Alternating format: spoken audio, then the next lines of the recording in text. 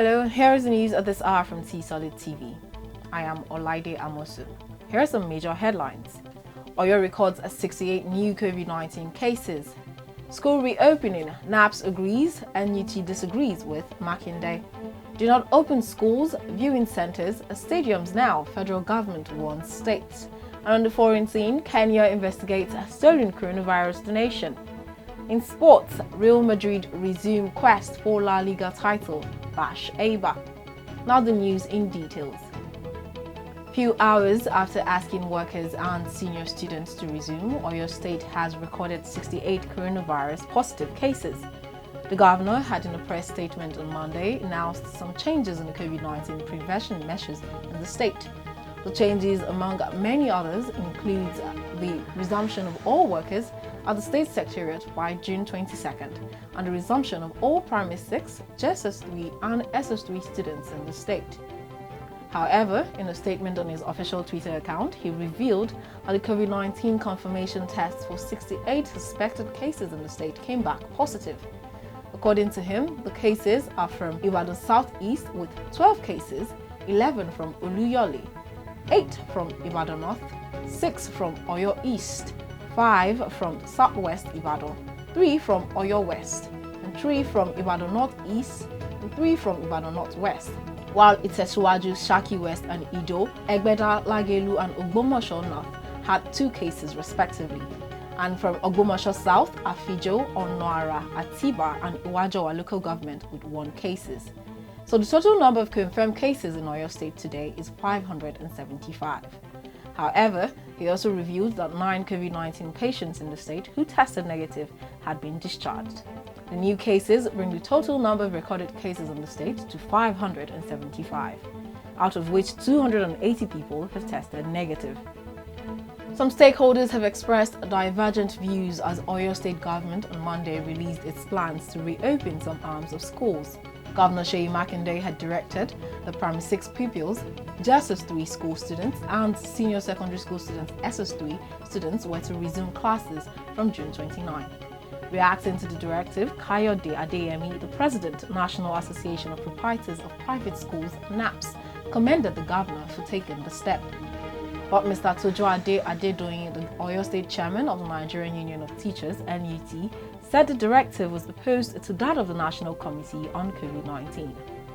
The directive to open schools for pupils in primary 6 and students in JSS3 and SS3 called for caution as it is contrary to that of the National Committee on COVID-19, which directed that all educational institutions must remain closed for now. The NUT will continue to monitor the situation before June 29th and make a formal position known on it, Adedoyin said. Reports are that Governor Makinde said students in critical classes were to resume at the end of June to ensure they were well prepared for the public examinations ahead of them. He said that the schools were to observe the COVID-19 protocols as released by the task force, ensure that stations for washing of hands were provided in all schools while all students were to compulsorily wear face masks. The National Association of Resident Doctors of Nigeria on Monday commenced a nationwide strike after the expiration of its 14-day ultimatum. The NAD president, Dr. Aliyu Sukumba, had in a communique on Monday directed all resident doctors to embark on an indefinite strike after the expiration of the ultimatum. The doctors went on strike over the inadequate personal protective equipment for all healthcare workers and the sacking of 26 resident doctors in the Jos University Teaching Hospital, among other issues. Lagos State University Teaching Hospital Association of Residents Doctors President Dr. Judith Jalayemi, in an interview with one of our correspondents, said members of the association have complied with the directive from the national president. The resident doctors in Gombe State and the University of Ilorin Teaching Hospital also joined their counterparts on Monday. However, the resident doctors at the University of Port Harcourt Teaching Hospital said on Monday that they would not join the strike, citing the negative impact it might have on the management of COVID-19. Meanwhile, the federal government has said it was attending to the grievances of the National Association of Resident Doctors and hoped that the issues will be resolved soon. The federal government on Monday warned state governments that were planning to reopen schools to drop the plan.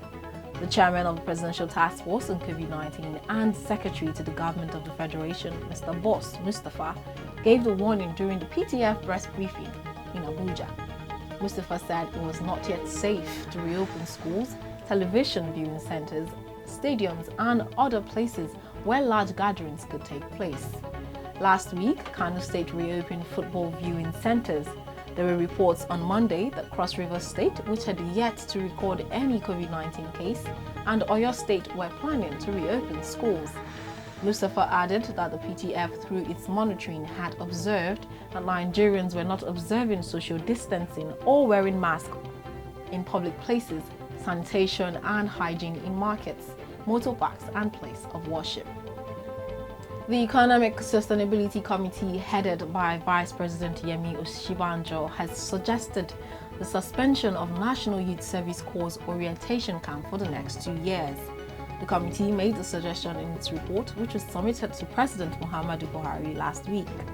The report read in part, "In similar context, consideration will be given to suspending the National Youth Service Corps orientation camp exercise for at least 24 months while allowing deployment to places of primary assignment. This will ensure that there is no backlog in the National Service Placements pipeline." You'd recall that NYSC camps were shut down in March following the outbreak of the COVID-19 pandemic in the country. A statement released by NYSC at the time stated that the corps member shall be posted to commence their primary assignments forthwith, while they shall be invited back to the retention camps when the situation improves. The scheme had last week submitted a proposal for reopening of its camps nationwide.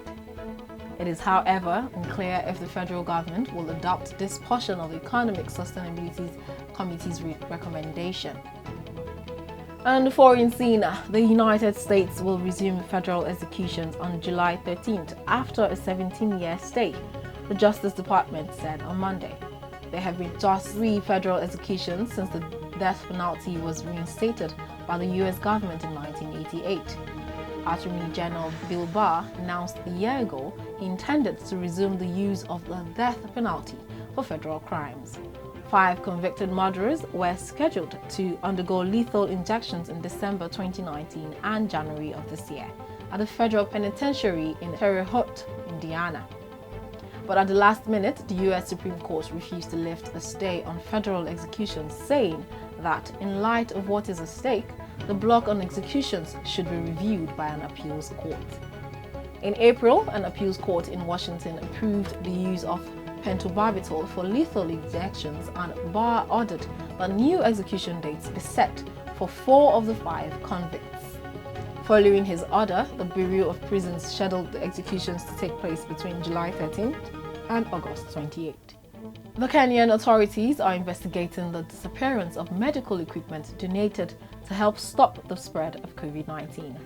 The personal protective equipment (PPE) from the Chinese government included surgical masks, protective suits, isolation gowns, and thermometers worth $2 million, approximately 1.6 million euros.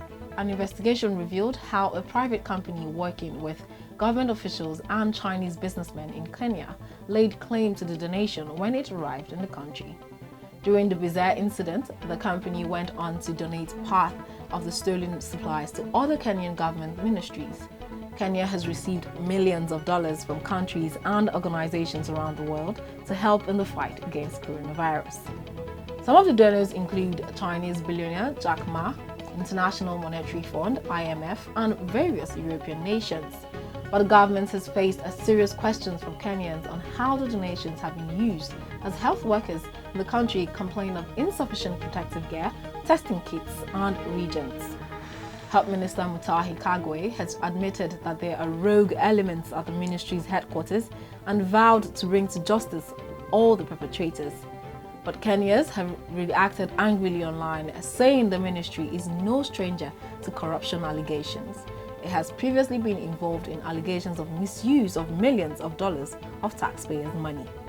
And in sports, Real Madrid stayed 2 points behind Barcelona after a 3-1 win over Eibar on Sunday in a game which saw Marcelo take a knee and Eden Hazard suffer another injury.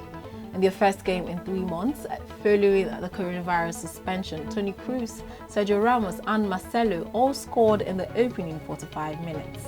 Brazilian defender Marcelo marked his 37th minute goal by taking a knee and raising a fist in sympathy with the Black Lives Matter movement. Hazard, playing for the first time since February after undergoing ankle surgery in March, was replaced in the second half with what appeared to be a reoccurrence of the same injury. Sevilla suffered a setback in their bid to qualify for next season's Champions League group stage as a late own goal by Diego Carlos allowed visiting Levante to grab a 1-1 draw on Monday. Julian Lopetegui's side, who sits third in La Liga, hold a 5-point lead over 5th place Getafe, although most of their closest rivals still have to play in this round of matches. The 5-time Europa League winners, who last played in the Champions League in 2017 and 2018, are 4 points clear of 4th place Real Sociedad, with Atletico Madrid, Valencia, Granada and Villarreal also in the top 4 hunt. And with that, we've come to the end of the news. A recap of the headlines. Oyo records 68 new COVID-19 cases. School reopening. NAPS agrees, NUT disagrees with Makinde. Do not open schools, viewing centres, stadiums now. Federal government warns states. On the foreign scene, Kenya investigates a stolen coronavirus donation. In sports, Real Madrid resume quest for La Liga title, Bash Aba. As the world eases out of lockdown, kindly ensure to take all advice and precautions as given by health workers. The news was compiled by Mubola Badekale. I am Olaide Amosi. Good day and thank you for watching.